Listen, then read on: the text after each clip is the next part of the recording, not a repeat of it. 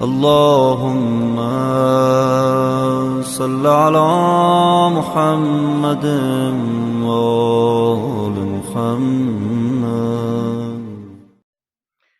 اعوذ باللہ من الشیطان الرجیم. بسم اللہ الرحمن الرحیم. اللہم صل علی محمد و آل محمد. میرے تمام سننے اور دیکھنے والے مومنین اور مومنات کو میری طرف سے میرے چینل ناطق قرآن کی جانب سے السلام علیکم. پروردگار نے جناب سرور کائنات حضرت محمد مصطفیٰ صلی اللہ علیہ وسلم کی امت پر روزے فرض کیے، اور یہ روزے صرف جناب سرور کائنات کی امت کے لیے نہیں، ان سے پہلی امتوں پر بھی پروردگار نے روزوں کو فرض کیا تھا.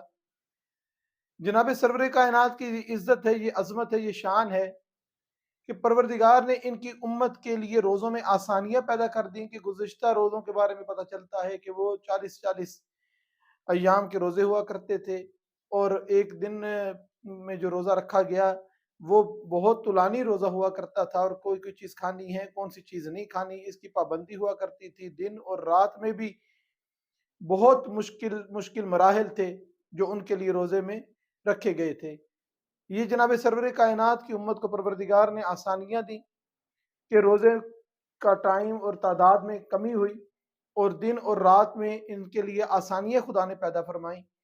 اور جناب سرور کائنات حضرت محمد مصطفیٰ صلی اللہ علیہ وسلم ارشاد فرماتے ہیں کہ میری امت کو پروردگار نے جتنے امتیازات بخشے ہیں، جتنی خصوصیات بخشی ہیں، ان میں میرے امت کے روزہ داروں کے لیے پروردگار نے خصوصی 5 انعامات رکھے ہوئے ہیں. پہلا انعام یہ کہ جیسے ہی یکم رمضان آتی ہے، رمضان کا چاند نظر آتا ہے، پروردگار میری امت کے روزہ داروں پہ نگاہ کرم کرتا ہے. یہ جنت پروردگار کی مخلوق ہے، یہ جہنم پروردگار کی مخلوق ہے.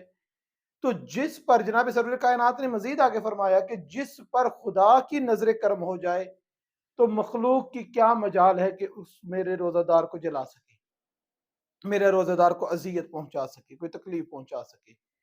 دوسرا آپ فرماتے ہیں کہ میری امت کے روزہ دار کے منہ سے روزہ رکھنے کی وجہ سے جو بدبو پیدا ہوتی ہے، جو بو پیدا ہوتی ہے، جو اسمیل آتی ہے، پروردگار اس کو کنورٹ کر دیتا ہے، بدل دیتا ہے مشک اور عنبر سے زیادہ خوبصورت خوشبو میں، اور ملائکہ اس خوشبو کو محسوس کرتے ہیں. ملائکہ اس خوشبو سے فرحت محسوس کرتے ہیں اور خوش ہوتے ہیں اس روزہ دار کے منہ سے نکلی ہوئی جو ہمیں ظاہر تو بدبو لگتی ہے، اتنی اچھی وہ بو نہیں ہوتی، لیکن خدا نے یہ شرف دیا ہے امت جناب سرور کائنات کے روزہ دار کو کہ اس کی اس بو کو پروردگار خوشبو میں بدل دیتا ہے. تیسرا، حضرت محمد مصطفیٰ صلی اللہ علیہ وسلم ارشاد فرماتے ہیں کہ میری امت کے روزہ داروں کے لیے ملائکہ استغفار کرتے ہیں.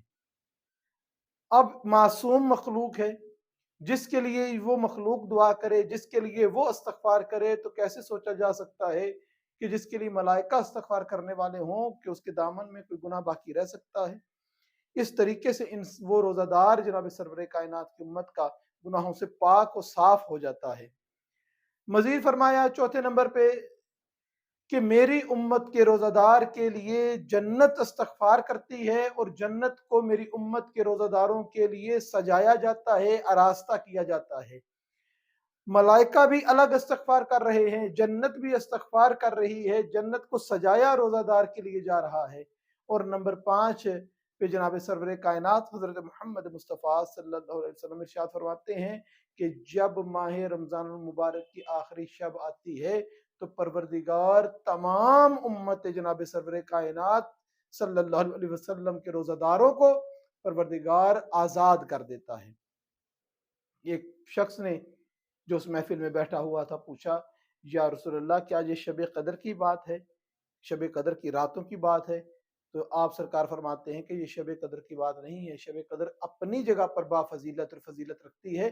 یہ ماہ رمضان المبارک کی آخری رات کی بات ہے کہ جب یہ آخری دن آتا ہے، آخری ساعتیں اس کی آتی ہیں، پروردگار میری امت کے تمام روزہ داروں کو جہنم سے آزادی عطا کر دیتا ہے، اور ساتھ یہ فرماتا ہے کہ اب اپنی زندگی کو دوبارہ سے شروع کرو، اپنے اعمال کو دوبارہ سے شروع کرو، اور بہترین طریقے سے اپنی زندگی کے اعمال شروع کرو کہ جس کے اندر نہ گناہ ہو، نہ معصیت پروردگار ہو، نہ معصیت محمد اور آل محمد علیہ السلام ہو۔ یہ 5 امتیازات پروردگار نے جناب سرور کائنات کی امت کے روزہ دار کے لیے مخصوص کیے ہیں۔ پروردگار سے دعا ہے کہ پروردگار ہمیں صحیح معنوں میں روزہ دار بننے کی توفیق عطا فرمائے۔ اس ماہ مبارک کی عزت، عظمت اور وقار کا خیال کرتے ہوئے اس کے شب و روز کو گزارنے کی پروردگار توفیق عطا فرمائے۔ وما علینا الا البلاغ۔